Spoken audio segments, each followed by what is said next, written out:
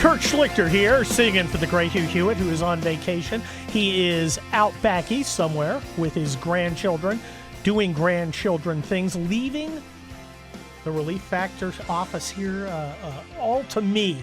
And it's going to be chaos, folks. I always love when I come in here. And I especially love it because it's not dark 30. For years and years, I would come in. I would have to leave at about 1 a.m. and go from 3 a.m. to 6 a.m. And that was kind of the Bataan death march of talk radio. Now, 12 to 3 here on the West Coast. And I am chipper. I got my coffee anyway. I've got all sorts of papers and things in front of me. We've got a big cut sheet, of which I will probably use none, Dwayne. And it is a great day. And it is a great day because exactly what I predicted would happen with Ukraine has happened. Vladimir Zelensky has rolled over like a Labrador retriever seeking treats. Just as I knew he would. He got a little uppity last week, decided he was going to run his mouth in front of President Trump and Vice President Vance, and that's always a bad idea. That's not a smart idea. See, it's called diplomacy because you're diplomatic. Now, by the way, who am I? I'm Kurt Schlichter, of course, senior columnist, townhall.com, retired United States Army colonel. I was also a trial lawyer for 30 years, so I did a lot of negotiating. And I rarely walked into a negotiation session with a high-pressure deal to be made, looked at everybody straight in the eye and said, "You're a bunch of jerks. All right, let's get down to work." No, that's not how it's done. And when you start off badly, it ends badly, as it did last week. The problem for Zelensky is that Donald Trump was absolutely right. Donald Trump holds all the cards. Zelensky holds none. And I don't know how Zelensky didn't understand that. I think Zelensky, just kind of an overpraised, overhyped guy. Yeah, he was good. He had a few hit albums early on, but now 35 years later, he's literally Bono. Okay, the guy is he's not cutting it now. He's making real mistakes. He's listening to the people who are, he's getting high off the stuff they're blowing up as fourth point of contact, as we might say in the infantry.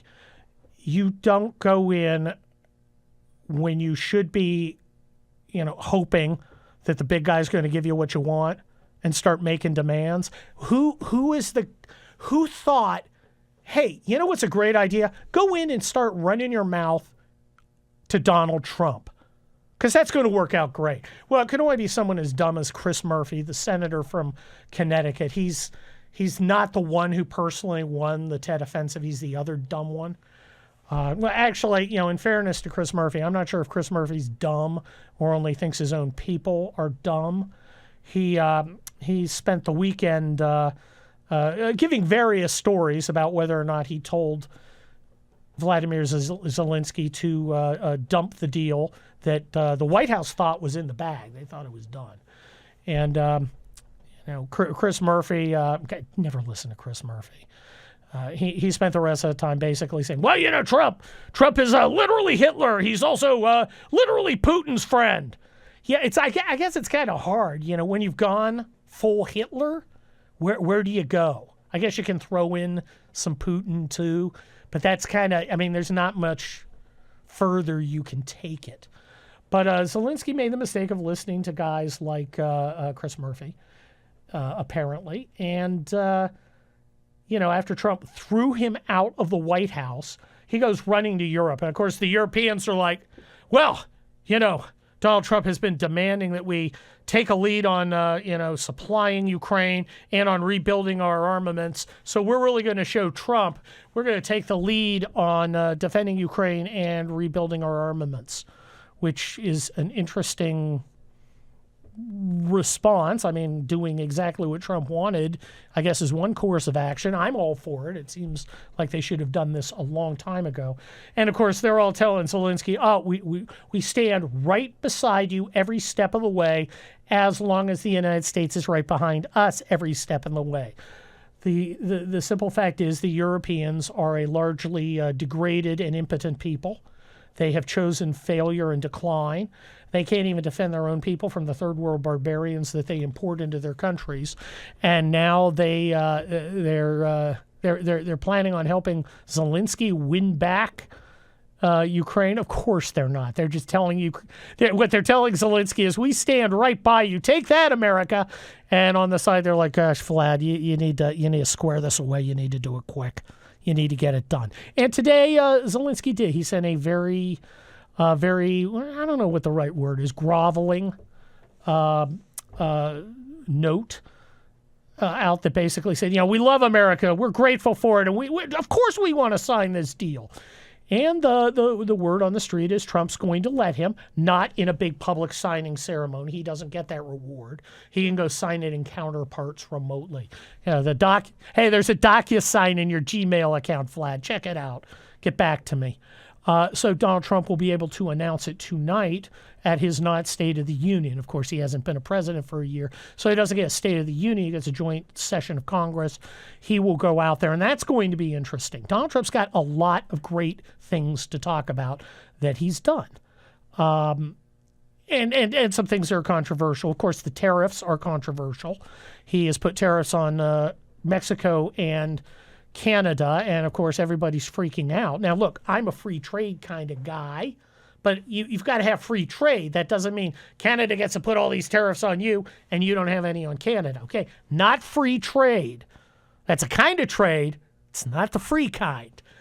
I believe that tariffs should be used as one of the many, many tools in the toolbox for supporting American foreign policy, diplomatic, information, military, economic. We've got a lot of ways that we can exercise power. And one of the things that the Europeans, our alleged allies, have been doing for the last many, many decades has been trying to convince America not to use its power. And Donald Trump doesn't play that. Donald Trump uses his power. Zelensky, you're getting uppity? Great. No more guns, no more bullets. Suddenly, he's, crawling on his belly like a reptile up to kiss Trump's Gucci's, which is appropriate, okay? Don't mouth off. If you want to be treated with respect, you need to show respect. That's how negotiations work.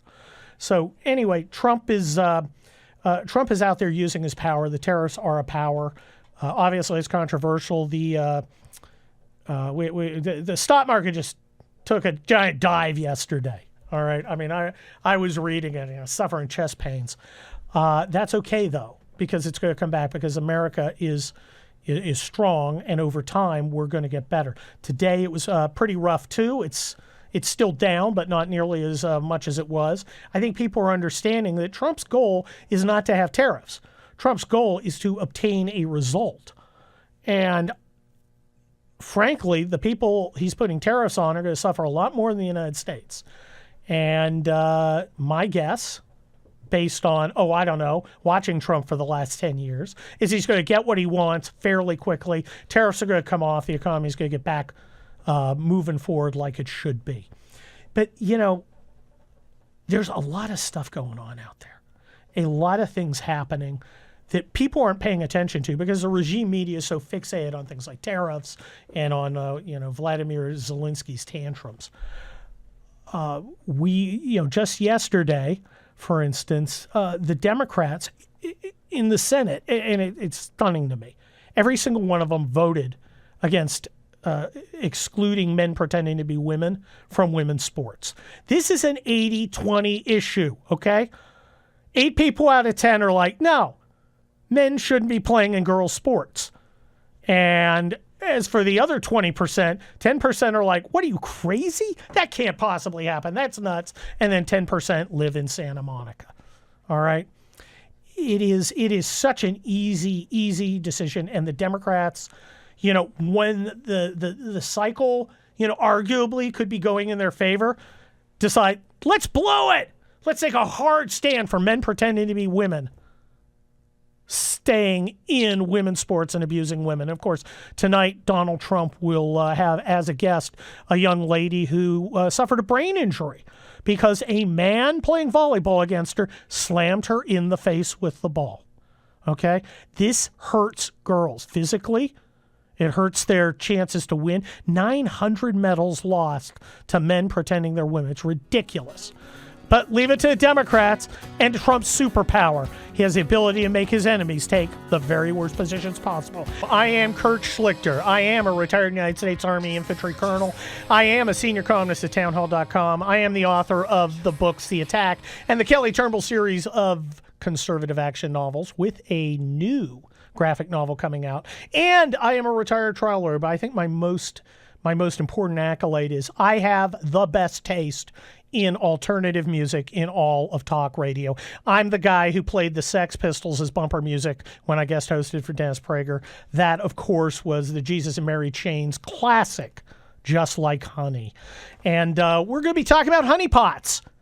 We're going to be talking about the honeypot scandal at the FBI with my friend Kerry Pickett in just a moment. Kerry is the Washington Times White House correspondent. You know, Hugh picked up on this story. A lot of the mainstream media didn't want to talk about it, but Hugh picked up on it, and I just happen to know Kerry.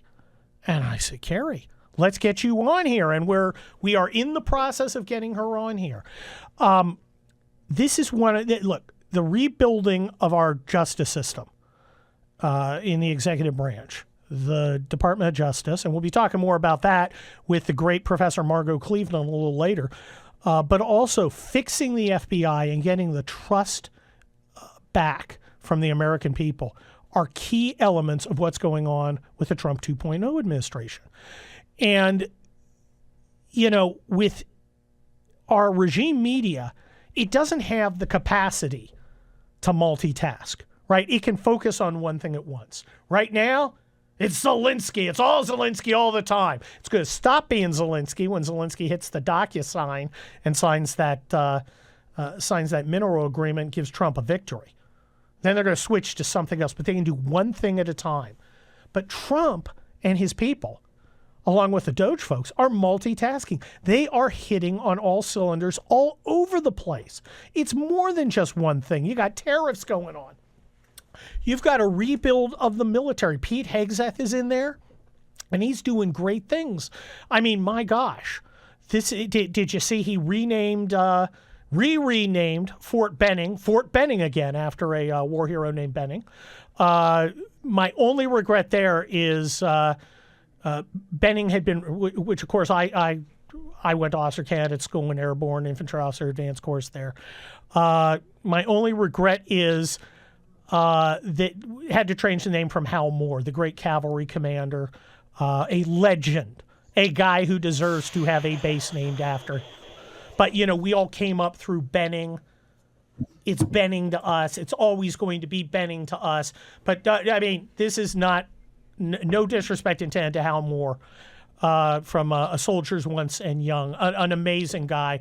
What a legend. What a great American. Makes you proud to be one. Kerry Pickett, the White House, Washington Times White House correspondent. You are there. Hello. Hey there, Kurt. Hey. Oh, look at that. Look at that. You have my name on the lower third, typed like I worked for the Confederates, but everybody does that. Don't feel that bad. I come from a Jewish family, not a Confederate family. You're not going to charge.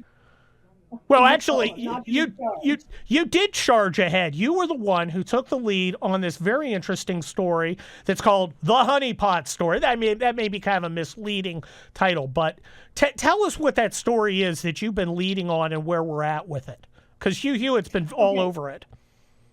Okay, just a very quick summary here. According to a FBI whistleblower, and now not just one whistleblower, but a few whistleblowers now, because it's sort of expanded just a little bit. Back in 2015, according to an FBI whistleblower disclosure that was sent to Congress, you had a off-the-books operation that was intended to infiltrate the 2016 Trump campaign. This apparently predated the Crossfire Hurricane operation that ended up spying on the Trump campaign, but this predated that. This was off the books. This apparently was launched by former FBI Director James Comey. Now, how did he apparently do this? Well, according to the disclosure, you had apparently two women who were used, according to this disclosure, as what they called honeypots. Now, honeypot is a very broad definition. It sounds very James Sometimes, Bondy. yeah, exactly. Some people say, "Oh, they used sex." Look, sometimes it could be anywhere from batting, eyelashes to just looking good and just being used as like a lure against a particular target to gain information. Period. Um, and you know the whole point was to infiltrate the Trump campaign under no predicate. This had nothing to do with Russians. This had nothing to do with uh, any sort of crime that they had on Trump. It was just to find something on Trump at the What time. were they looking for anything in particular, or were they just kind of No, go in there, get friendly with some of the Trump people, and see if you find something dirty? right, exactly. Wow. And I'd like to point out that anytime the FBI opens a case on anyone or anything, they have a system called Sentinel, and they have other systems as well, from what I understand. And they open a case file. There's a case file number. In this circumstance, there was no case file, according to the disclosure. So that means there was no paper trail whatsoever.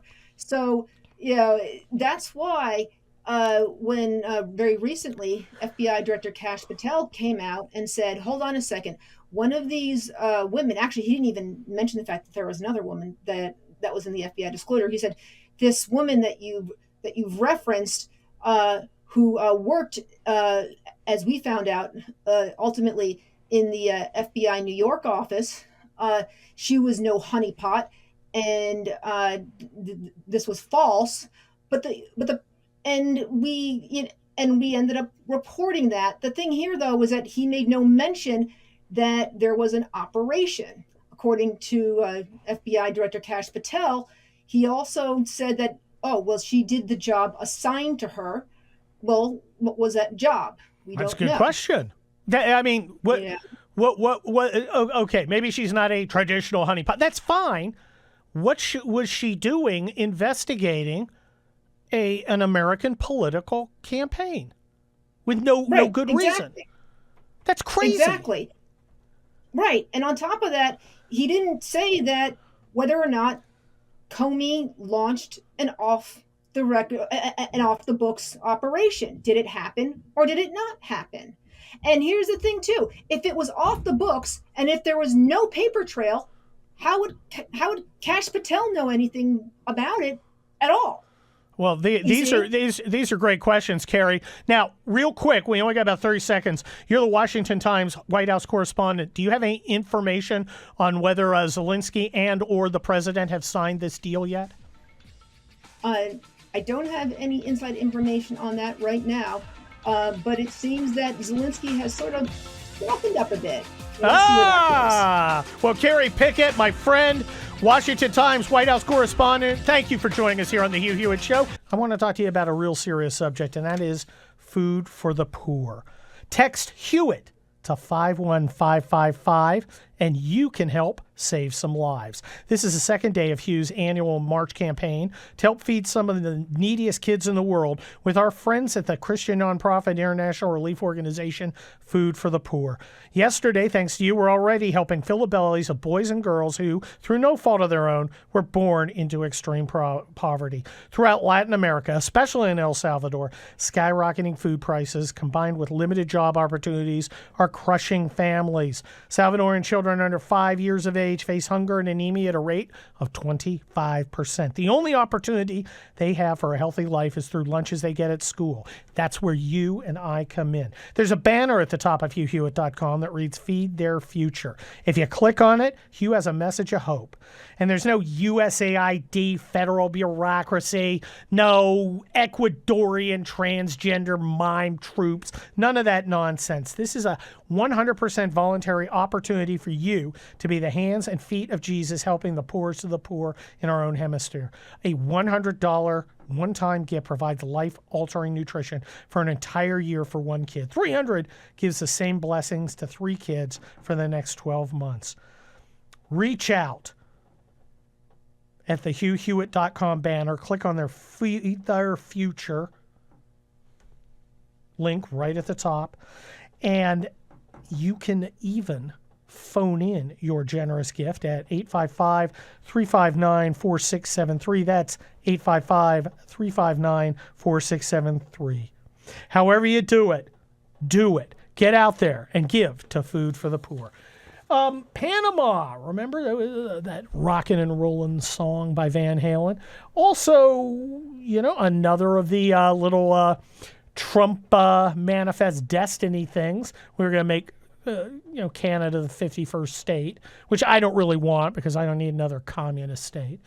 Greenland, which we ought to take Greenland. But Panama was the other one. And one of the problems with Panama is that, we gave away the canal, big mistake, and Chinese companies were taking it over, right? Chinese companies were going to control the Panama Canal. That's like having their little tiny hands around our necks. Well, I got news for you just today. The Washington Post is reporting that a Hong Kong-based company announced Tuesday that it would sell its stake in 2 ports in the Panama Canal to a U.S.-led consortium, apparently responding to threats from President Trump over what he called Chinese influence over the critical waterway. Wow. What did I tell you earlier? There's a lot more stuff going on with Trump 2.0 than just these antics with that little guy from Ukraine, right? There's a lot more going on. There's not just tariffs, a lot of things going on. That's one of the strategies for Trump 2.0. Come in and hit fast and furious. Hit so many things. You got Doge over here. You got executive orders over there. You got kicking the commies out of the canal over here. You got all this stuff going on. And our enemies can't focus. Our enemies can't concentrate forces against us. When they think that when they think they've got us, we got you on this Ukraine thing. Zelensky turns around, crawls on his belly like a reptile, and Trump gets delivered a huge win. That's how you do it, baby. That's how you win. Am I tired of the winning? Oh, not even close. It has been quite a few days, and I don't think there's anybody better to help us walk through what's going on than David Drucker, senior political writer of The Dispatch. David, welcome to Hugh Hewitt. Really good to see you, Kurt. Oh, my gosh. So, anything in the news?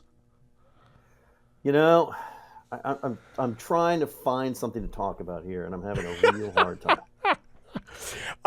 Were you like me and anticipated a near immediate rollover by Vladimir Zelensky when he realized he literally did not hold any cards at all in this scenario? Or did you think he was going to stick it out a little longer? Well, no, listen, what I anticipated was that he would look to find a way to get back to the table and get a deal done. The United States remains for now an indispensable power. And it's not just the weapons shipments or the backing of U.S. security, depending on what this deal really creates. But even if you talk to the Europeans, even if they give weapons, they still rely on things that only the U.S. can do, having to do with logistics and transport. Yep. And things of that nature. And so it wasn't feasible to find a replacement benefactor, if you will. It is feasible to get more weapons and munitions from the Europeans, but it's not feasible to cut the U.S. out or to let them leave just because of certain things and intelligence capabilities where we're simply just better at it than just about everybody else. Look, I have been serving in NATO since the Cold War. I have a NATO medal. I've deployed in a NATO operation. I'm familiar with those guys. And for the last 80 years, they haven't been pulling their weight. They did more so in the Cold War. They had actual armored divisions and artillery and fleets of aircraft and ships. And now they have essentially nothing. And it's kind of like Donald Trump kind of called the bluff on and said, fine, you guys deal. You're important and powerful powers. You go take care of it. And within 2 or 3 days, Zelensky scampers back to the United States, hat in hand. Listen, I thought his statement struck the right balance from his perspective, from showing deference to the United States and acknowledging how essential we are without rolling over and playing dead, which is the last thing you want to do from a domestic standpoint.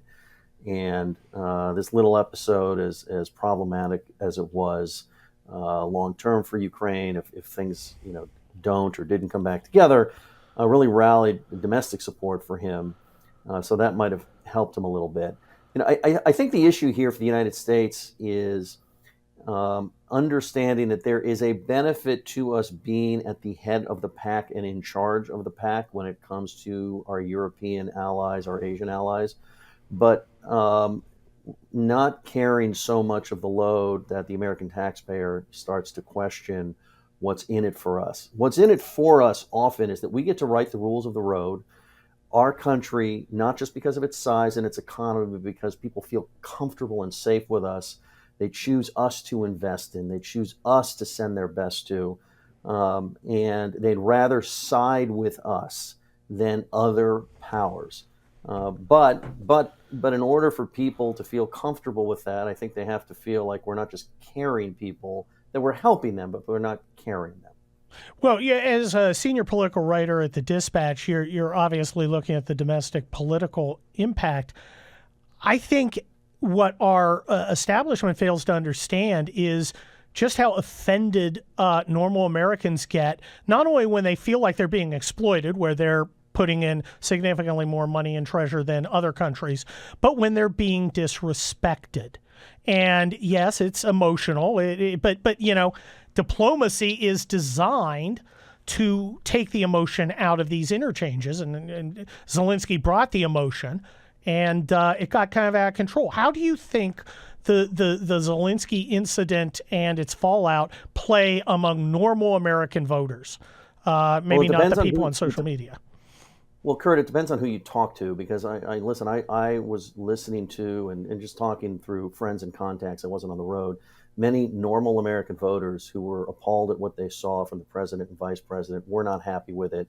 It didn't feel like a country as big and powerful and important as the United States needs to complain about, being dissed. On the other hand, there are, and I talk to these people as well through my networks, many people who feel as though these countries have not appreciated all that the United States taxpayer and the United States government has done for it over the years, whether it's Ukraine or NATO or Asia or anything else. And they were pleased to see the president sort of voice some of that frustration. So what I always caution people, when I'm talking to people on the left or on the right, is using the term the American people, this or that, is not sufficient, because in a country where we're still politically divided, doesn't mean we're at each other's throats, but we are politically divided. The American people think this way or that way. The American people have divergent opinions, and I would say on matters of foreign policy, they don't tend to get all that exercised about anything, really, unless they feel like it is impacting their quality of life. My favorite example is the rise of ISIS ahead of the 2014 midterm elections became a real albatross for Obama and the Democrats, but only because it made them feel unsafe. It wasn't ISIS in and of itself that it existed, but it made them feel unsafe, and they thought Obama, by calling them the junior varsity squad, wasn't doing enough to deal with it. And so that's how I tend to look at this stuff. Look, there are very good arguments for NATO. There are also powerful arguments towards rethinking America's role in the North Atlantic Treaty Organization. How would you, what would you think would be, for someone who supports NATO, what do you think the best argument for NATO skeptical Americans might be? We've got about 30 more seconds. I think that first of all, when we have allies, it allows us to extend our power. And when we are in command, when we are in charge of these global treaties and organizations, It means we get to write the rules of the road. It means countries want to ally with us and they want to send their money to us. And there is a fall-off effect that's very positive for the U.S. This would not be Goose. This is not Goose. This is the tap. Oh, okay. Now, Dwayne, I'm glad you're here because I got some questions about PhD weight loss. My PhD weight My loss. PhD weight loss. .com. What's their number? 864 644. Are you? I'm going to try it. Go. Okay, 864 664 or 644. See, you botched it. 864 644 1900. Well, look, you and I were just talking about it. Yes. And I gotta tell you, you are a mere slip of a lad. I mean, you are not the Dwayne you were 2.5 years ago. No, I was a little girthier. You were more substantial, but you're Yes. looking good. Well, thank you. You're healthy, and you came over to my house for dinner. It was a wonderful filet dinner. That you provided. You ate very little carbs, but you didn't not eat any.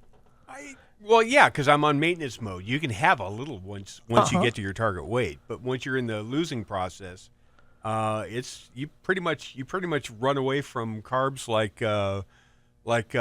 Zelensky ran away from from the Europeans from the and their Europeans, baloney. yes. Oh, so if you want to get on my PhD weight loss, how do you do it? You go to myphdweightloss.com or you call 864-644-1900. That's and 864-644-1900. Talk to a nutritionist there, and they will set you up on a meal plan that works for you. And they support you. They do. I still talk to my 2.5 years later. I've got the same nutritionist I talk to. Wow. Now, are you ever tempted to just have like a donut? Oh yeah, all the time. Up to temptations? Oh, absolutely. And what do you do? If in maintenance mode, if you've been good all week and you want to kind of splurge in one bad moment, sure, you can do that. But if you're in loss mode, you got to keep the goal in mind. You've got to get to where you need to get to. And you can do that with my PhD weight loss. Absolutely. And that number? 864 644 1900. That's 864 644 1900. Highly recommended. It has worked for Dwayne. And you know the best part about it, it's not like the CrossFit stuff. I don't come in here and he just doesn't like, hey, want to hear about my PhD weight loss? I want to talk about nothing else. It's not like that. He's not like an advocate. I have to actually ask him about it. Yeah. And then he tells you, and then we talk about other things. Absolutely. Like how amazing the Replacements are, the very best band that ever was. Almost the best band out of Minnesota. Oh, you're killing me. You're killing me. Well, we got 2 more hours of this witty banter, folks, on the Hugh Hewitt Show. I have this amazing superpower. Every time I come to guest host the Hugh Hewitt Show, which is in the afternoon for the first time in a long time now, there's always big news, and we're going to get to it. But first, I want to talk to you about Conservatives for Lower Healthcare Cost. PharmaWindfall.com. With President Trump making massive strides in the first month in office to deliver on his campaign promises to make America great again, it's clear his administration is committed to driving down costs and unleashing prosperity across our country. Except Big Pharma's standing in the way. They raised prices on over 575 brand-name drugs in January alone. Now they're pressuring Congress to implement mandates that will undermine the one real check against drug companies and ban the very market-based incentives that help employers and families save on prescriptions and healthcare costs. Even worse, Big Pharma wants to strip American employers of the freedom to choose health benefits that work best for them. Their proposals could hand Big Pharma a $32 billion windfall at the expense of American workers. It's kind of ugly. Conservatives for Lower Healthcare Costs warns Big Pharma isn't on our side. They fought against solutions to lower drug prices during Trump's first term, opposed RFK's nomination to HHS to make America healthy again, and now they want even more government control over private healthcare market and interfering with President Trump's promise to cut prescription drug prices. Big Pharma is no friend of the American people. Go to Big Pharma. Go to PharmaWindfall.com. Just pharmawindfall.com. The big is assumed. Pharmawindfall.com to demand fair healthcare practices, protect the private market, and fight big pharma's greed. Congress can't put a stop to this. You can make a difference. Let's fight back. Visit pharmawindfall.com today. Wow. Have you guys been watching the market? It's been tough. That's why you need to think about gold. AmericanFederal.com, 800-221-7694. There are many reasons to buy gold and silver. Bank failures, digital currency volatility.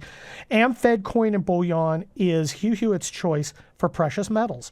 If you ask AmFed owner Nick Grovich to simplify the case for precious metals, he'll tell you when President Roosevelt recalled the gold in circulation and paid people with paper money, they received a $20 bill for a $20 gold piece. Today, that $20 bill won't even fill half of your gas tank. But the gold piece is worth over $2,900. By the way, gold's up about $25 today.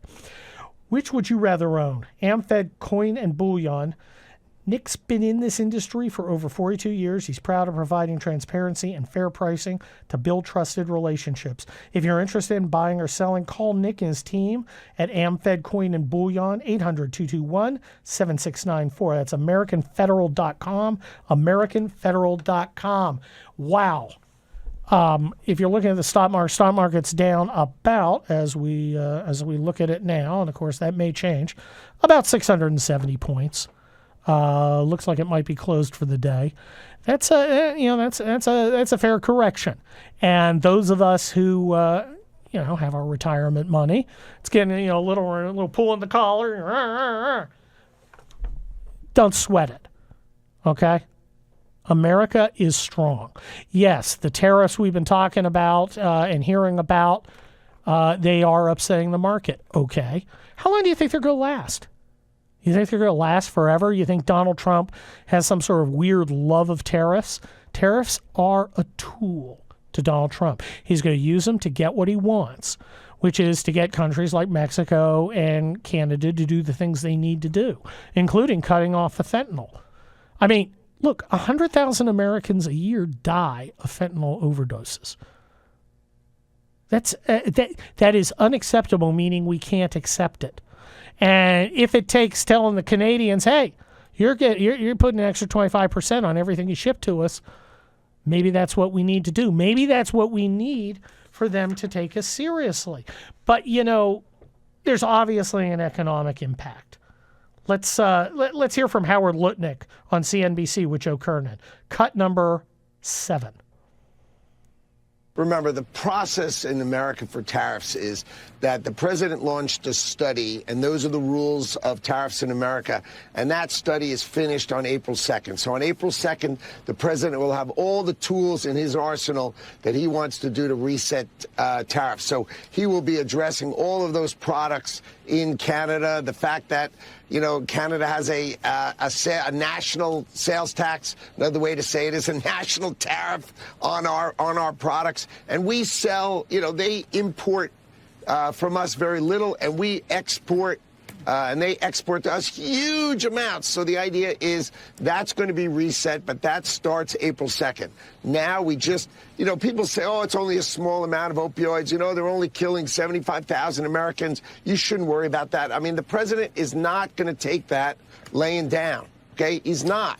These things just have to end. And we need to see material reduction in autopsy deaths from opioid. And that's what the president is talking about. This is not a trade war. We are going to reset trade policy on April 2nd. You've got China's got huge tariffs on us, huge tariffs on everything with us.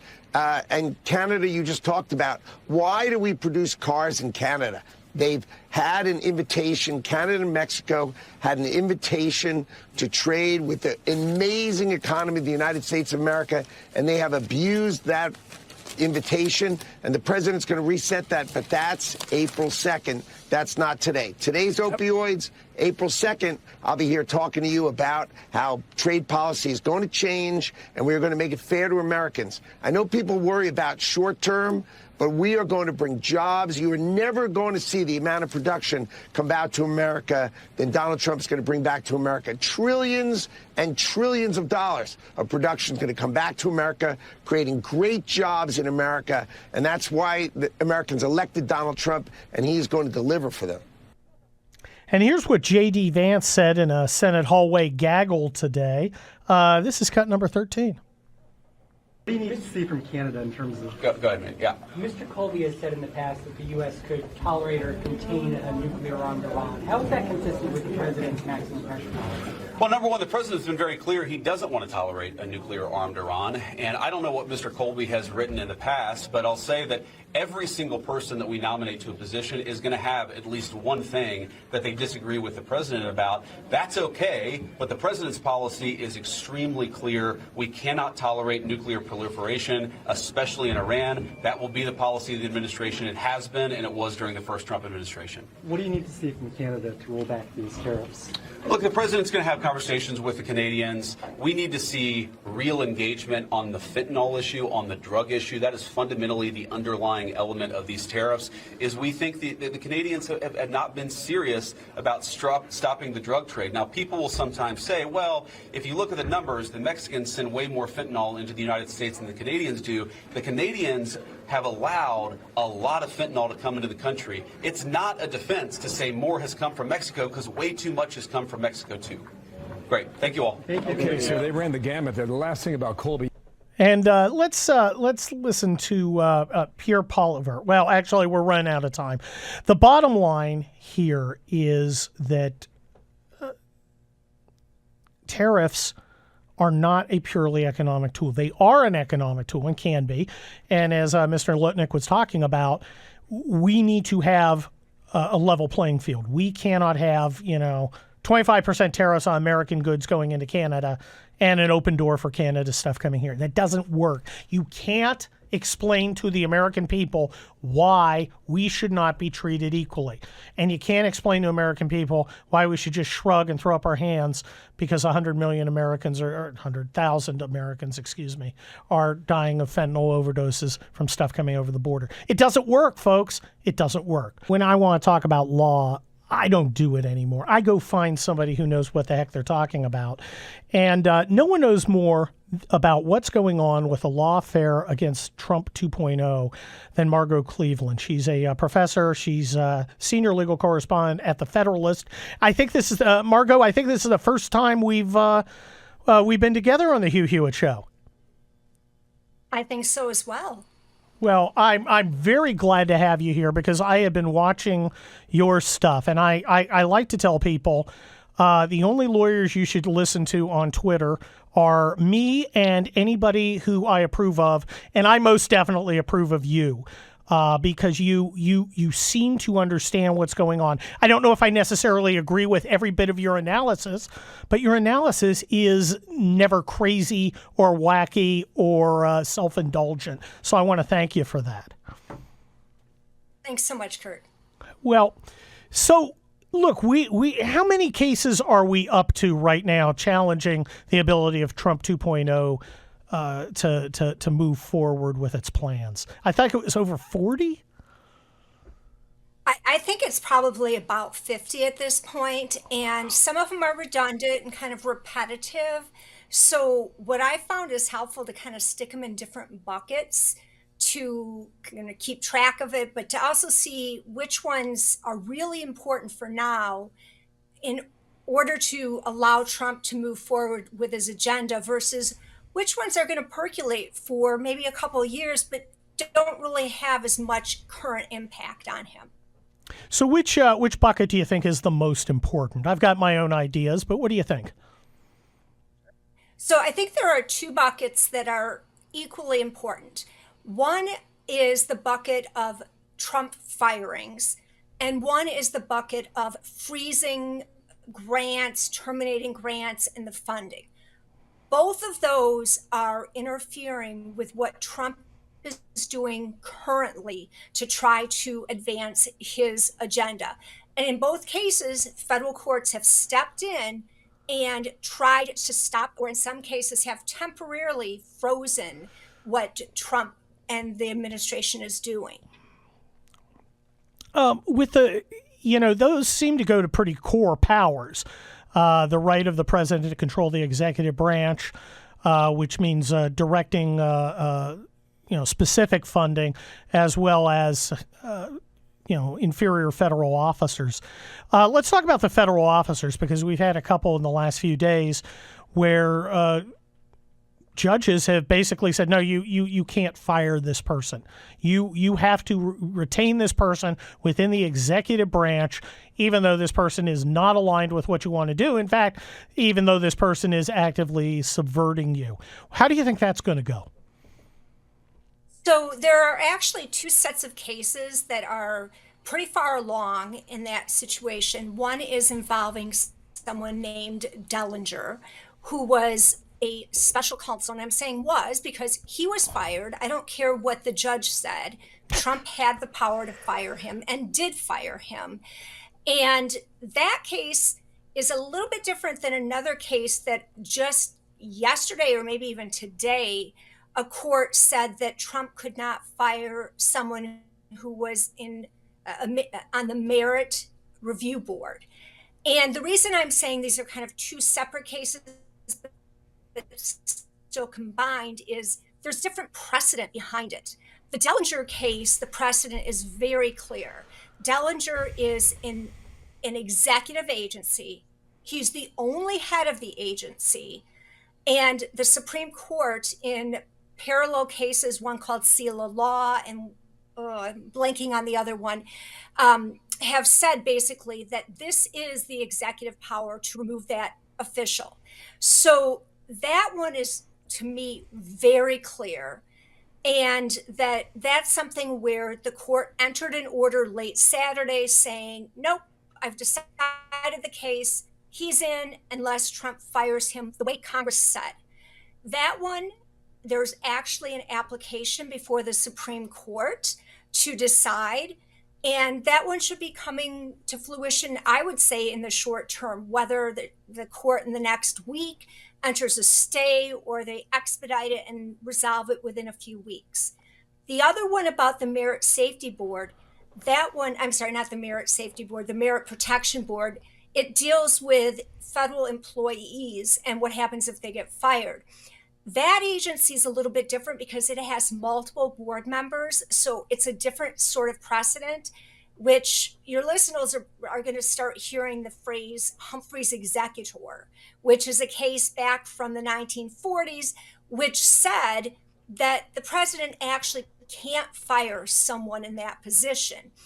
But these other two cases I talked about narrowed what Humphrey said, and the kind of the talking heads, the folks that get into this are saying Humphrey's executor is going to get overruled.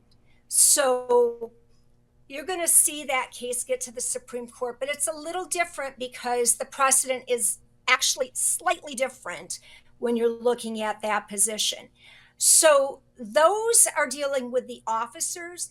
I would say equally important are the firings of non-officers. When we're talking about Rubio is firing State Department folks, or Rubio as the head of USAID is firing people working for that group, or the DOJ is firing people. So all of these firings going on to adjust and try to meet the budget, those kind of concerns, that's another issue that doesn't bring up the exact same issues that come when it is an officer, an official that Trump has nominated. So that is related to the firings, but it's also a different situation. One of the things I've noticed, and before we go on, do you mind if I keep you over the break for another 5 minutes? Because I think we got a lot to talk about. Absolutely. Okay. Absolutely. As somebody who practiced in the federal courts for decades, a lot of this stuff is crazy. Okay, procedurally, the way the procedure's going, I don't know how to express to regular people, this is not how cases go. Okay, you're not having like 1 a.m. rulings, bizarre orders, strange ex parte applications to do this and that. And substantively, you don't normally get decisions that have literally no case law. Now we got about 30 seconds and we'll take it on the other side. But am I off base here, or is this just nuts? It is nuts. And I've been saying that from day one. I keep calling these nutso rulings. They've probably issued more TROs, temporary restraining orders, in 2 weeks than were done in 4 years under Biden. It's absolutely appalling, unprecedented, and... Margot, last week, John Roberts, Chief Justice of the Supreme Court, issued a order unlike any I've seen before, basically telling a district court, stop it. I'm serious, stop it. Is this how we can expect things to go in the future, with this kind of unprecedented ad hoc ruling after ruling, trying to discipline these district courts from continuing their path?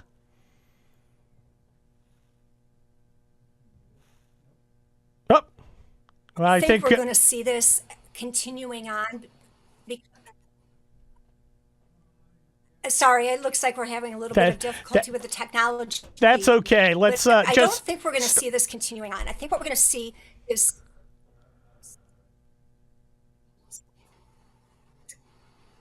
Well, we're having a little trouble getting through with Margot Cleveland.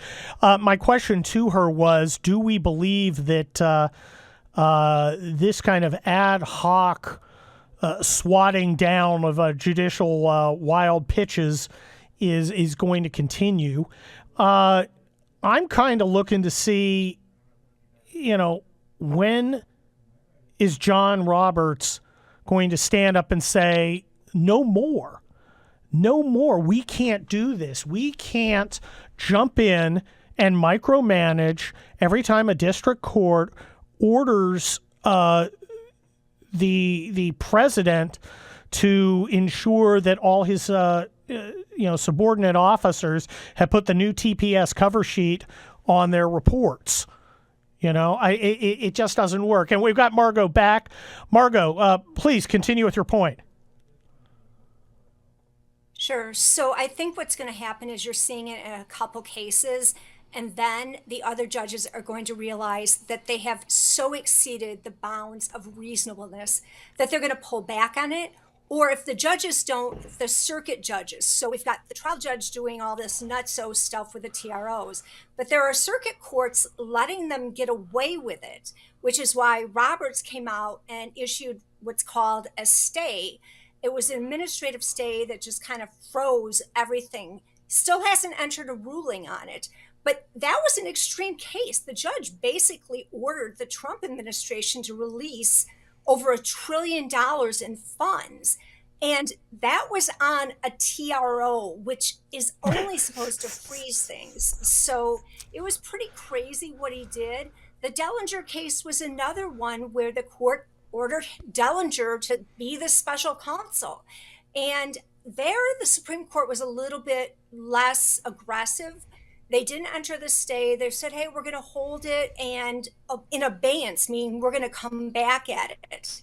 I actually think the lesson that they learned was that's not good enough. These judges don't care. You can be prudent all you want, but your prudence is encouraging them to interfere in Article 2. But all it's going to take is the Supreme Court to enter the ruling, you don't have this power. And then that ruling will be enforced in many of these other 50 cases. Do you think Donald Trump's administration is trying to force some of these fights to get some favorable rulings to use as precedent in the future to stop this entirely predictable kind of campaign? In other words, is this a fight it wants? absolutely a fight it wants. And for anyone who is opposed to the administrative state, you should be thrilled of what we have. We Well, have thank a you. good. Thank you so much, Margot Cleveland, senior legal correspondent at The Federalist. She is the best. Follow her on Twitter at Margot Cleveland. I do. She is a Kurt Schlichter-approved Twitter lawyer, a rare accolade indeed. Byron York. Byron, great to see you here on the Hugh Hewitt radio program. Good to be here. I kind of liked Oh Dark 30, but here we are. Well, here we are, and as chief political correspondent of the Washington Examiner, I guess you've had a pretty boring week. Yeah, not much to do, and I'm hoping maybe there'll be a little news tonight that we could finally talk about. Well, I have heard rumors, innuendos, a little bird chirping, that perhaps a deal has been made with Mexico and Canada, which will end these tariffs after 2 miserable days of stock market torment. Have you heard anything like that? Well, Trump really does pay a lot of attention to the stock market, more than he should, in my view, but he does. And obviously, the market has been freaked out by these tariffs. There's just no doubt about that. And they were freaked out by the prospect of tariffs, not yet the reality, but the prospects of it. So I wouldn't be surprised if there is some sort of deal. Now, then you have to ask the question, well, who blinked here? Or did everybody blink? Were they all standing around and they all blinked at the same time? I mean, was this Mexico and Canada so afraid of what would it do to them that they offered real concessions? Or was it Trump freaked out by the stock market saying, well, just give me something I can cite as a reason to not impose these tariffs? We'll have to see. Well, one of the things that I don't see reported is that while the effect on the United States might be significant, the effect on Canada and Mexico would be devastating. One of the problems for a lot of other countries is the United States is now, without hesitation, flexing its muscles. For a long time, it didn't do that. And now it's doing it, and we're seeing the results from NATO all the way to tariffs and everything else. And I don't think they like it much. Yeah, I mean, the issue as far as tariffs are concerned is that the big country can absorb more pain without a huge problem than the smaller economy can. And that's clearly what's going on here. So I wouldn't be surprised to see Mexico and Canada do this. And by the way, if you listen to the White House, they've really honed their message. It's really a very simple reason. They're coming out and saying, look, this is not a tariff war. This is a drug war. And they really want Mexico, especially, to do everything it can to stop the passage of illicit, fatal drugs into the United States. Well, and there's another component that I think we're seeing, and I think it kind of overlaps with the NATO stuff, is a lot of these countries have unequal tariffs with the United States. The tariffs on American goods are much heavier than the tariffs with Americans put on theirs. And, you combine that with the NATO countries, always willing to run their collective mouths about how bad America is. But when it comes time to pay their NATO bills, they slink away from the table. And I think it's getting harder and harder for American politicians to explain why the Americans ought to be, for lack of a better word, disrespected by a bunch of foreigners.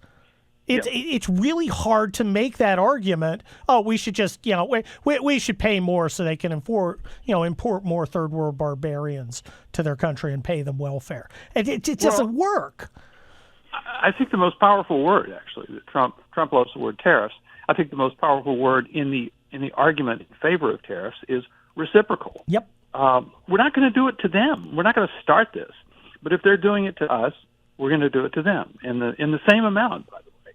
So I think it's a very powerful argument. And if the Trump White House does impose these tariffs and makes the argument that these are reciprocal tariffs and they're proportionate, they're reciprocal tariffs, then, obviously Democrats and some of Trump's opponents are going to argue against this, but I think that'll be pretty persuasive to American voters. Yeah, I think in many ways, a lot of our ruling class seems to be out of touch with normal Americans in that way. I mean, they're obsessed with the idea that Trump is literally Putin's secret agent. And if you say that to a normal American, I go down the street to a Carl's Jr. here in beautiful Southern California, and I said, Trump is literally Putin's secret agent. And they'd look at me like I was insane. I'd be chased by a guy with a butterfly net.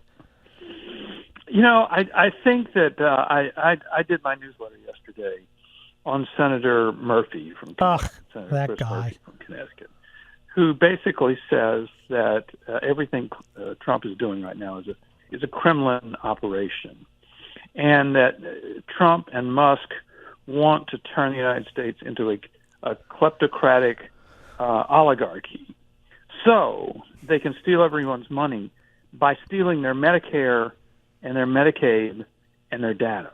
Now, this is kind of, way out there, but it shows you the maybe it should be called Trump-Putin derangement syndrome. It shows you some of the feeling, the distance that Democrats will go in their belief that they should somehow tie Trump to Putin. Now, I was looking back at 2017 when they were doing that all the time, and they got the appointment of a special counsel to investigate, quote, collusion. And when the special counsel reports in 2019 that he could not establish that collusion even took place, they just turned on a dime and impeached Trump over Ukraine. And so this has not actually worked all that well for them in the past, but they just keep going to it. Well, Trump seems to have a superpower to make his opponents take up the most ridiculous position possible. Witness yesterday when every single Democrat voted that men pretending to be women should be playing women's sports. Do the Democrats have any idea how, the gift they're giving the Republicans in 2026 with this insanity? We got about 15 seconds. I couldn't believe that vote on Capitol Hill, because we had that event at the White House with all the women athletes. Yep. And so many commentators were saying this is an 80-20 or a 90-10 issue, and Trump's on the right side, and the Democrats are on the 10 side. I don't know why they're still doing it. It's crazy to me. Byron York, Washington Examiner's chief political correspondent, a favorite guest when I guest host for the great Hugh Hewitt. That is Social Distortion, covering the Rolling Stones' great Under My Thumb, because everybody around the world is under Trump's thumb. We'll get right to it. But first, we got to get serious about food for the poor. Folks, people out there need your help. People in the third world, people who don't have what we have, people who are suffering. Guys, we've got it good here in America. We have such a bounty, and it is incumbent upon all of us to share. Text Hewitt, HEWITT, to 51555 to make your contribution, because it is our second annual Food for the Poor March campaign, and we have got to help these folks. A $100 one-time gift gives life-altering nutrition for an entire year to one child. $300 gives the same blessings to 3 kids. It's a classic win-win when you go to HughHewitt.com, click on the Feed Their Future banner at the top of Hugh's homepage. It reads Feed the Future. Click it. Make your donation. You can even phone in your generous gift to 855-359-4673. That's 855-359-4673. Food for the poor. Come on, folks. Let's get together and make this happen. Under my thumb, says Donald Trump, as Mexico and Canada, much like Zelensky, roll over. We've got a clip for you. Howard Lutnick. He's going to come out today angry that Americans are still being killed. Now, both the Mexicans and the Canadians were on the phone with me all day today trying to show that they'll do better. And the president's listening because he's very, very fair and very reasonable. So I think he's going to work something out with them. It's not going to be a pause, none of that pause stuff. But I think he's going to figure out you do more and I'll meet you in the middle some way, and we're going to probably be announcing that tomorrow. So somewhere in the middle will likely be the outcome, the president moving with the Canadians and Mexicans, but not all the way. Just to clarify, you. That's right, Donald Trump. You know, and I got to say I called it. And it's not because I'm a genius. It's just because I've been awake. And I understand how good negotiators negotiate, because I was a good negotiator. I was a trial lawyer for decades, and I understand how Donald Trump works.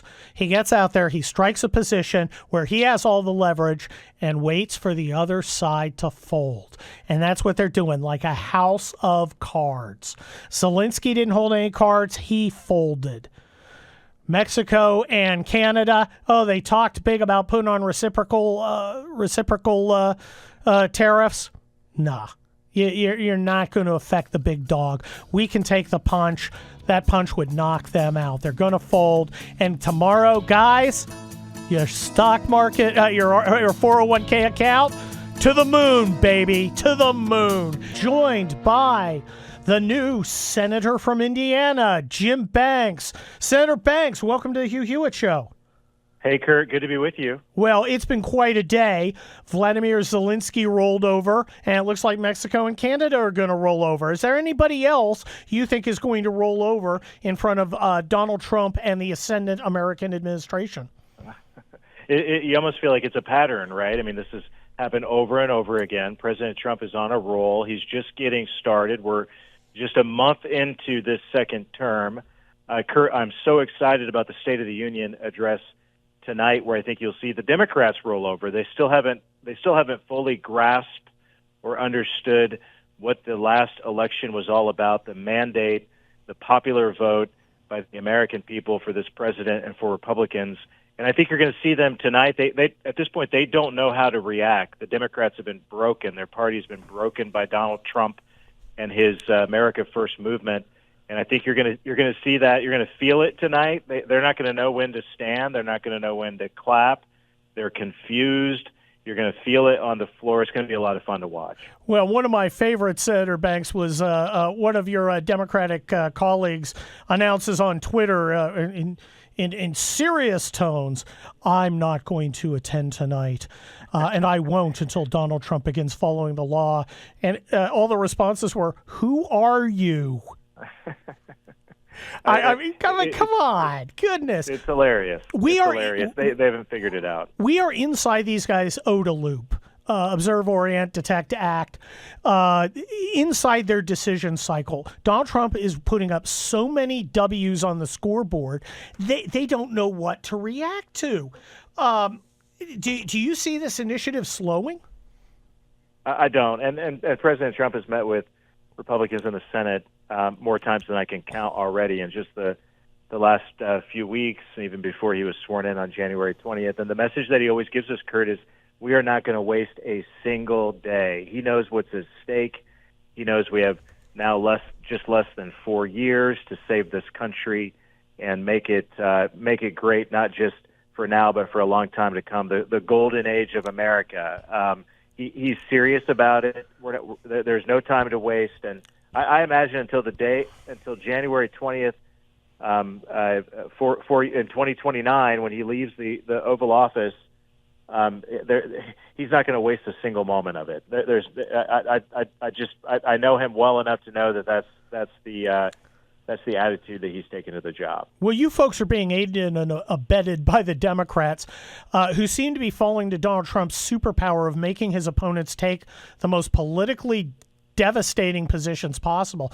Yesterday, every single Democrat voted against a law to stop men from participating in women's sports. Did you talk to any of your Democrat colleagues about this and ask, what the heck were you thinking, and why did you give us this gift? Yeah, I don't think they can explain it. I mean, go back to Election Day. This is what the election was all about.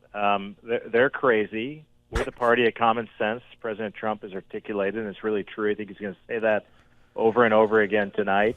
I found it, Kurt, I thought it was shocking. I mean, what lesson was there to learn from Election Day if it wasn't that one, that men shouldn't play in women's sports, that boys shouldn't compete against my 3 daughters in sports. I mean, it's a simple lesson they should have learned from Election Day, and not a single one of them learned it, even though a lot of them know deep down they disagree with the radicals in their party, but they're trapped. And President Trump and Republicans are exposing it. And this is why I'm optimistic about the midterms.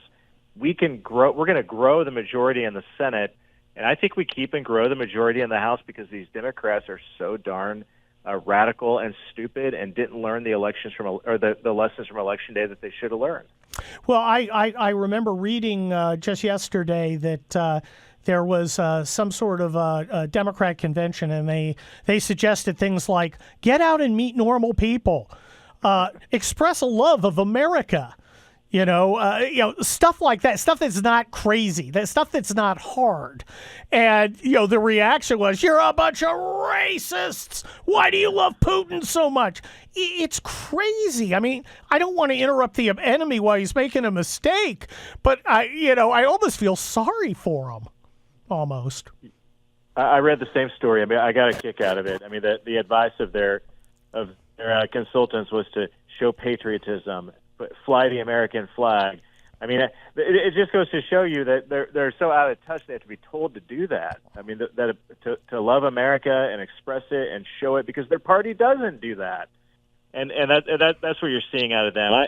I think tonight is – remember, President Trump, the 4 times that he gave State of the Union speeches or addresses before the joint session of Congress in the first term, they were always home runs. He's so good at it. I mean, he shines – in this moment, I think more than he's one of the greatest communicators in American history. But the State of the Unions were when he shines. He's going to shine tonight, I think, more than ever before, because he knows exactly what you and I are talking about. These Democrats are broken; they're out of touch. He's going to expose it, and you're going to hear him say line after line that's popular with the American people, but shows the difference between their wacky, out-of-touch party and the common-sense party of Republicans. And the Democrats, Senator Banks, are promising to disrupt. You're going to have noted nuclear physicist Jasmine Crockett, allegedly, reports say, plan on screaming at Trump during the middle of the speech. I can't think of anything more tactically inept than doing that. It may make a few lunatics happy, but normal Americans are going to be repelled. And yet I have almost zero doubt that they're going to do it. Is this some sort of suicide pact for the Democrat Party? It feels like it. Chuck Schumer was just on the floor talking about how his guest to the State of the Union tonight is a fired federal employee. And I got to tell you, Kurt, I'm walking around I'm learning my way around the Senate hallways. I get lost. I'm still new to the Senate side of the building, and it's like their ploy today. They have federal employees who have been doged, who have been laid off or fired through that effort, and they're trying to attack us in the hallways. And I got to tell you, Kurt, in Indiana, the message I get from Hoosiers is you need to fire a lot more federal employees. You need to use our taxpayer dollars more wisely. I mean, the Doge effort is very popular in the heartland of America because they know the federal government is too big, it's too bloated, it wastes too much of our taxpayer dollars, $36 trillion in national debt. But what are the Democrats going to hang their hat on tonight? They're going to have federal employees who have been laid off or let go, which those are their guests in the gallery to sort of, that's what they're trying to communicate, the sideshow that they're trying to put on, and to the point of our entire conversation is going to backfire on them. Well, look, they are taking up positions like we need to keep giving NATO endless amounts of money no matter how much those deadbeats, stiff us on the check. We need to accept some third world potentate disrespecting our president and vice president in the White House. Have they ever met normal Americans? Because normal Americans don't want to take that kind of grief. It really doesn't feel like they get it. They don't understand the country. They don't understand the lessons from Election Day. And you're right. Let's back out of the way and let them self-destruct. I think we keep the majorities, and J.D. Vance wins the White House in 4 years, and we have not just a golden age for America, but a golden age of Republican control for a long time to come. Well, one of the things that we definitely need to do is get this big, beautiful bill passed. Do you think there's going to be one big, beautiful bill? And why hasn't the Senate just simply passed what the House already passed? I think we're close. I know Chairman Crapo of the Finance Committee in the Senate, my friend Jason Smith, the Chairman of the Ways and Means Committee in the House, and Senate leaders are hashing out the differences. And one of the big differences, Kurt, is that in the Senate, we believe there's consensus that we have to make the tax cuts permanent. Not a short-term extension of the tax cuts isn't good enough. Make the tax cuts on working-class families and small businesses permanent. And that's one difference. I'm for the House bill, the one big, beautiful bill. It's the best way to do it. It's the simplest way to do it, the way to get consensus among Republicans in the House and the Senate. But that's one thing that we have to work out in between the Senate and the House bill to get that done. And I think we're close to doing that. Well, that's good news, Senator Jim Banks of Indiana. I am so glad to have you in the Senate, a Navy veteran. Despite that, it's great to have you there, and we are looking forward to seeing great things from you. Keep up the fight, and thank you for joining me today on the Hugh Hewitt radio program. Have a good day. You too. Adios. Real quick, before we get to the great Michael Walsh, I want to tell you about Food for the Poor. This is the second day of Hugh's annual March campaign to help feed some very needy kids with the help of Food for the Poor, a Christian nonprofit international relief organization. How do you help? Well, there's a banner at the top of HughHewitt.com that reads Feed Their Future, and if you click on it, Hugh has a message of hope for you. This is no USAID nonsense. It's a 100% voluntary opportunity for you to be the hands and feet of Jesus and help the poor. It's a classic win-win when you go to HughHewitt.com, click on the Feed Their Future banner, or you can phone in your generous gift at 855-359-4673. That's 855-359-4673. Food for the Poor. Okay, this is a real treat for me. I'm lifting up a book, A Rage to Conquer here. It is by my bedside. It is by one of my close friends, the great Michael Walsh. Michael, welcome to Hugh Hewitt. Well, thank you very much, Colonel. It's a pleasure to be on with you and Hugh's audience and everybody. Why should someone go out and spend their hard-earned money on A Rage to Conquer? I know the answer, but I'd like you to give it. Well, there's lots of reasons. It's a sequel, follow-up book to Last Stands, which in part thanks to you, Kurt, and others who supported it, was a surprise bestseller 4 years ago. We pick up where that book left off. It's in praise of masculinity, and it's even in praise of toxic masculinity, in this case, brutality, which is the whole point of having an Army and a Navy and a Marine Corps, as you well know, and as I certainly knew growing up in the United States Marine Corps.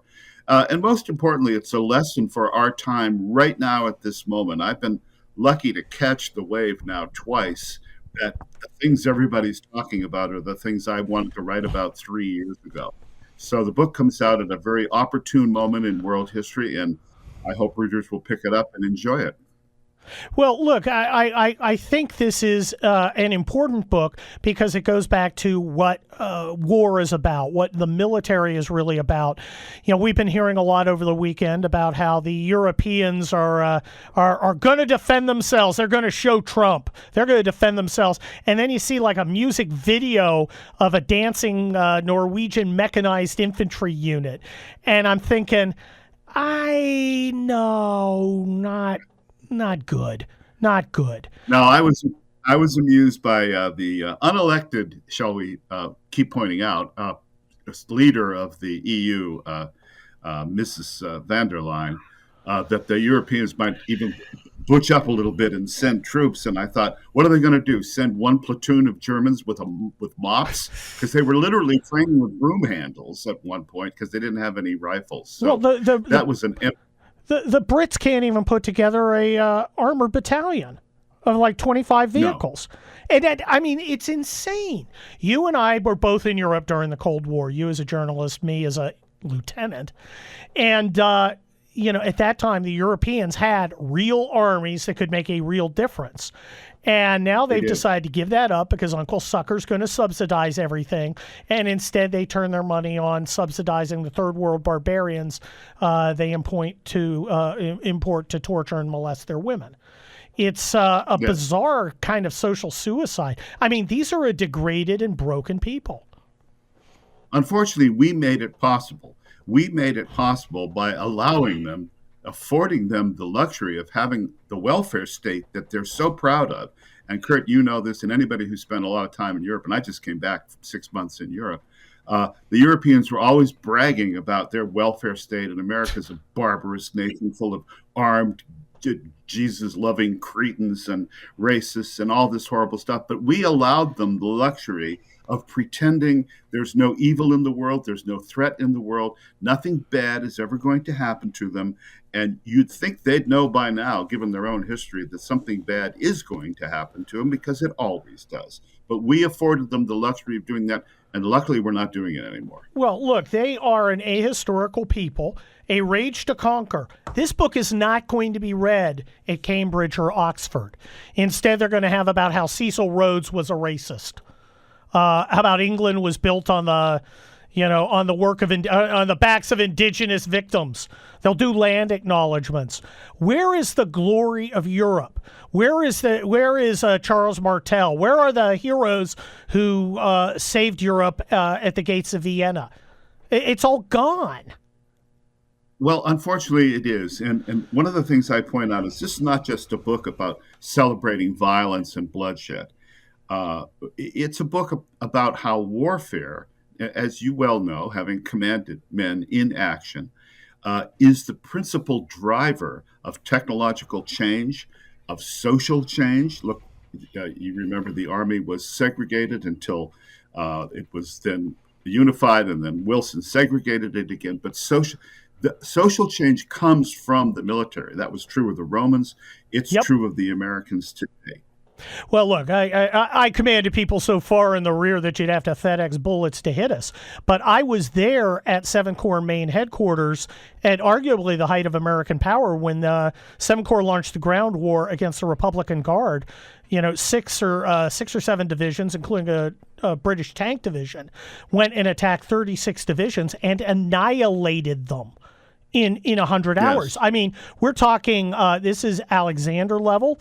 This is Julius Caesar level. This is Hannibal level. And that capacity, I think we can get back in America now that we have an infantry officer who acts like an infantry officer as our Secretary of Defense. I mean, Pete Hegseth is going out there and he's running with the troops. And, there is a lot to be said about a leader who gets out there and sweats with the men. I point this out in Rage to Conquer, Hugh. I note that, there's always a question about the commander in front. Always, sometimes, never. John Keegan established these rules in one of his books on warfare, the British military historian. And Alexander, always, he was wounded and wounded and wounded. His men were scared he was going to be killed. Caesar, sometimes. He didn't fight, but he showed himself to the troops at the moment. Well, he had a that civic was crown as a young man. So he'd done it. Yes. Oh, he had done it, but as the commander, he didn't fight himself. And as you know, as a aficionado of the Civil War, Grant was always near the front, but not right on the front. He commanded from just behind the front lines. So we now have a Secretary of Defense in Hegseth who understands the principles of warfare in a way that some of his predecessors, shall we say, absolutely did not. And it's my hope that somebody gives Secretary Hegseth a copy of this book in Washington. I've spread a few around, and I have hopes that it'll be well read in the places where it should be well read. Well, I think it should. A Rage to Conquer. Now, you don't go anywhere, Michael, because I've got another segment, and we got a lot more to talk about. A Rage to Conquer. I can't recommend this and Last Stands highly enough. Okay? The Colonel's given an order. Go get these books. We are back with my friend Michael Walsh, author of A Rage to Conquer, a book that you need to go and get right now. Michael, you spent a lot of time behind the Iron Curtain during and after the Cold War. You've actually met Putin.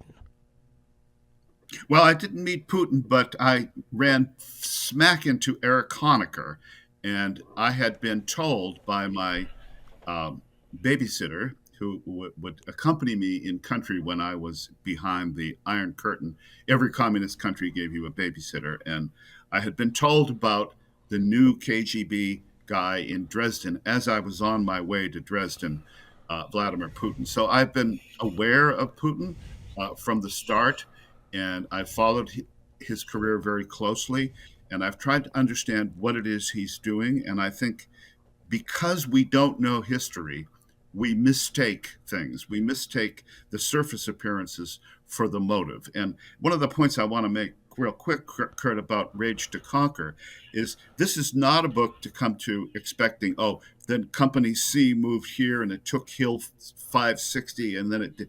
None of the battle descriptions themselves are relatively short, but they're put into the context of the overall history of the time. So, for example, one of the major chapters is about Constantine, the Emperor Constantine, at the Battle of the Milvian Bridge, which nobody's ever heard of. But it turned out to be one of the most pivotal battles in the history of Western civilization, because it's where he defeated Maxentius at this bridge north of Rome and became the sole Western emperor, and later became reunited the empire of the Romans in the early 4th century.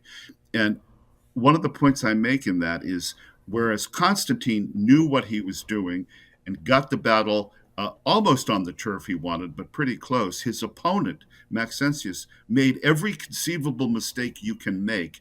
And that was like the Battle of San Jacinto. It was over in 20 minutes, basically, because the other guy had made so many unforced errors. And it's a key component of leadership to know what your motive is. Now, as far as Putin is concerned, his motive is really simple, and let me articulate it as plainly as I can. This is a man who's roughly my age, who watched his country shot out from underneath him suddenly at the end of the Cold War. That happened almost overnight. I barely got to Berlin in time to see that wall starting to come down. It took everyone by surprise. And what he is trying to do is piece together the old Russia. That will include Belarus. It will include a big chunk of the Ukraine. It'll probably include Moldova. Whether he'll get all of that is questionable. But to say that he's the second coming of Hitler, that he wants to conquer all of Europe, he wants to have dinner at that French restaurant reserved for foreign invaders that the French always have whenever the Germans come to town, that's not, in my estimation, true. That he is imperfectly and poorly trying to retake a big chunk of territory that is, by any measure, Russian historically, especially over the last 300 or 400 years. That's it with Putin. And the idea that by understanding your opponent's motivations, you don't have to agree with them. You can think they're crazy, but they're his motivations. You've got to understand. And for some reason, our garbage establishment seems incapable of placing itself in the mind of its opponents. It's so... We just have an inferior elite. Yes, well, we have poorly educated flag officers. I think this is a point I make in the book over and over, starting with Alexander in his battle against the Persians. Michael, Michael, I hate having to cut you off, but I want to say one more time, A Rage to Conquer by the great Michael Walsh. Go get it. That's an order, folks. Well, we've got James Lilacs here, and wow. I'm just going to toss it over to you, James, with because I defer to you in all things hilarious. I just want to kind of know what you think about the threat to go crazy at the pseudo State of the Union tonight with eggs and noisemakers and stuff. How do you think that's going to work out for them? Well, a couple of things. When you said the threat to go crazy, I don't think you had to go on. I mean, that kind of is sort of where things are today. What do you think about the threat to go? Well, you're talking about Ukraine, you're talking about Russia, you're talking about Canada, you're talking about who you're talking about exactly. From what I understand, there might be one of the greatest rhetorical devices that you can bring down upon a sitting president, and that is coordinated outfits. I think some of them are planning to get up en masse in segments and leave at particular moments where they find the rhetoric or the point to be made to be beyond the pale. And that's fine. That's grown up. But the idea that some of them, I think, are going to be wearing a simultaneous color, a hue that binds them together is interesting because there's nothing that impresses that old Texas-like American individualistic spirit than people who are dressed identical, getting up and walking out in silence. And they might as well wear, a handmaiden's tail clothing too. It'll have the same general effect on the American public. As long as nobody's sitting up there behind ripping it up, because that's been done. And I think Pelosi's advised them not to rip up. But we could have mass rippings. There could be people who have brought prepared texts and are going to rip them up. But you never want to bring a prepared text of what you think Donald Trump is going to speak, because for all you know, he's going to go off for 40 minutes on some other tangent. I'm more concerned, to tell you the truth, about the threat to go crazy when it comes to Canadian energy delivery to the United States. I heard today that one of the Canadian province governors was threatening to, or gleefully announcing that he would, cut power to American clients. And one of the states that was mentioned is mine, where I am. Now, I'm here to tell you, we are supposed to get 6 inches of snow tonight. And the idea that suddenly my house may go dark, my furnace may not work, my snow blower, which is plugged to the wall, may not start because of Canadian initiative, however worthwhile the Canadians think it to be, is something I insert Ron Burgundy, wow, that escalated quickly meme here. I hope he really doesn't follow through with that. Well, speaking of your state, I believe it's the one that gave us our Democrat vice presidential nominee last time, Tim Walz, of the Jazz Hands and the not too well kept secrets. He says he might be running for president. Well, I think it's one of those. If greatness is thrust upon me, I will not refuse the call. That if certain stars align and certain people say that he wouldn't say no, that his life has been a preparation for him to come up and meet the challenges, etc. I think this depends on there being a nationwide hunger for Tim Walz, which I do not believe actually exists. I think that by then they will be casting their eyes to somebody with a little bit more charisma and a little bit more panache and whatever. If he's going to throw himself in front of that bus, he's welcome to it. But I don't think so. The interesting thing is that for a lot of Minnesotans who regarded Walz as just kind of, just the latest iteration in DFL politicians, we're kind of surprised to find that he was on the stump a little bit different than we thought that he was. So if that's how Minnesotans feel, I can't imagine that there's a great national appetite for more Walz, more. And I don't know, do you see it? Is there Walz hunger amongst the American population when you go out and talk to people? Well, I'm biased because I'm from California and there's a hunger for anything else. But I'm not sure that Governor Jazz Hands is really that much of an upgrade from Governor Hairstyle. No, but I will give Governor Hairstyle that he has a little bit more ready-made politician panache. However, he's got the problem that he has to defend the entirety of California. And I get the feeling, maybe you know, that a lot of people in California seem to believe that those of us out here, where there aren't any oranges and where the snow and the winter blow, somehow still regard California as a model, a halcyon golden state where nothing can go wrong. That's not how most of us see the state now. We want it to be something a little bit different than it seems to be. We want it to be part of America where the trains, A, get built, and B, aren't built in the first place. C, where they're not kicking people off of 60, 80-year ranch leases that they have because the environmental groups are angry at the fact that they're private farmers. It doesn't seem like a model that we want to replicate across the rest of the country. But then again, you could say that about Minneapolis too, where I happen to live. Well, look, did you happen to catch the Oscars the other night? The thing of it is, I turned it on because I know that my wife would want to watch. My wife likes movies. We all like movies. But my wife, like many wives, wants to see what they're wearing as well as what they're saying and who does what. And. So I went online and I tried to get my provider to give it to me.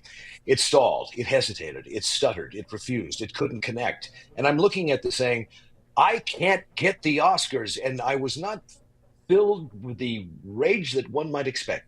I was actually kind of sort of pleased that I could opt out by technical difficulties of this entire enterprise because I don't really feel any affinity for Hollywood anymore. I'm not interested in what sort of strange Nosferatu-like costumes some of the people may be wearing. I'm not interested in the long, pedantic speeches on politics from people who really don't know what they're talking about at all and ought to have heeded Ricky Gervais's advice to just shut it up. None of it interests me, to tell you the truth. The movies that I watch generally tend to come from other. I would watch an Oscar ceremony that actually gave kudos to movies of the past that were overlooked at the time, because I can't tell you what won last year at all. But I can tell you what won in 1929. I'd like to perhaps, a retro Oscars would be more interesting for me. We can go watch Wings. Wow. Yes, exactly. Very good, which has one of the best tracking shots you'll ever see in movies up to that date. A remarkable technical achievement with Gary Cooper and the rest. It's a great movie. The Top Gun of its age. And, of course, Top Gun didn't win because Top Gun was only popular. Right. Well, Top Gun had all the wrong messages. I mean, it was toxic in many ways. It was militaristic. It was if you go with the theory that actually Tom Cruise died in the first 5 minutes of the movie and the whole thing is an extended narration on the afterlife, I suppose that could make it the kind of movie that they might give it. But as it is, no. Too popular, too fun, too jingo, too raw America. We don't want that. Well, the Democrats are promising to go crazy tonight, Dwayne, at the pseudo State of the Union. The Democratic women in Congress allegedly are all going to be wearing pink tonight in honor of Donald Trump's hostility to women. This, of course, being the political party that just had every Democrat in the United States Senate vote against a bill that would have blocked biological men from competing in women's sports. Why don't they just go the whole way? Go with the handmaiden thing. Although, I mean, because, if there's anything Trump loves, it's modesty in women. It was kind of funny. There was actually a picture that got posted by Ron DeSantis when they were down in Mar-a-Lago last weekend, the Trump entourage. He apparently played a round of golf with a mixed doubles round of golf with Casey DeSantis. Oh, wow. And Casey DeSantis and Trump beat Ron and whoever he was playing with. I don't even know where to go with that. Donald Trump doesn't seem to be afraid of strong women. Was Pam Bondi and was Donald Trump pretending to be a woman? No, it was like a mixed doubles. Mixed doubles thing. Yeah. I didn't know they did that in golf. Yeah, they can. Oh, okay. All right. So what do you think of the show? That was a good show? It was a good show. That was a good show. We want to remind people, of course, this is just a precursor for what's going to happen tonight. Oh, boy, tomorrow's going to be lit. The speech tonight is still kind of being written because we heard that the Zelensky... He's rolled over. Yeah, he's rolled over. Mexico and Canada. But we're hearing from Scott Bessent that he hasn't quite signed it yet. So who knows? That could or could not be part of it tonight. Well, we'll see. I have a feeling it'll get done. My guess is it'll get done. I think it's in everybody's interest to make that happen. Yeah. Except for Chris Murphy's. Except for Chris Murphy's interest. Yeah. It is so fascinating to watch Democrats who are more emotionally invested in Trump losing than anything good happening, like stopping a war. Yeah, it's bizarre. And the idea, Donald Trump and Elon Musk are conspiring to take your Social Security check, and Elon's going to use it to subscribe to OnlyFans. It's just so... It's so stupid. Yeah, it's just... Raising the question whether Chris Murphy's stupid or whether Chris Murphy believes his audience is stupid. I think Chris Murphy is he watches MSNBC, and he's a true believer. What a dumb, dumb man. Anyway, well, enjoy the rest of the week. I'll be listening. Enjoy the best replacement song. This is a great replacement song. It is the best replacement song. I could hear that argument. I don't think it's a ridiculous argument. It's certainly in the top 5. It's a better argument than the one that John Roberts heard this last week. Well, that's true. Everything's better than what he's had to hear.